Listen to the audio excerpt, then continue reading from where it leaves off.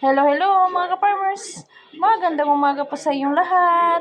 Today's video mga ka-farmers na nandito ako sa likod ng bahay namin, unahan sa tahanan namin.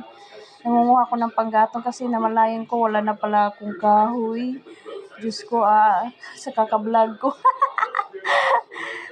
Hindi ko namalayan, wala na pala akong kahoy na pangano sa dirty kitchen ko instead na magluto ako. Diyos mio, nabisi lang sa kaka-vlog. Kaya mga ka-farmers, kukuha po ako ng niyog na panggatong. Ito yung palwa sa Bisaya, no? Sa pagkuha ko ng niyog na panggatong po, ito yun, may natumbang niyog. May nakita din akong butong. Ayun, nakapag-snack din si ka-farmers. Kaya po, inom po tayo ng fresh na butong. Kahapon siguro ito natumba mga ka-farmers kasi medyo bago pa siya.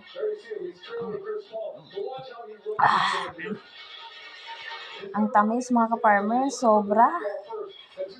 Sinibak ko na lang din yung para makakain ko yung laman. Sarap din mga farmers. Libre ang snacks.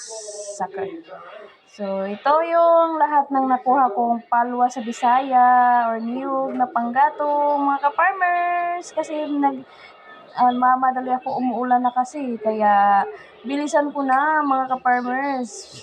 Uulan naman ulit.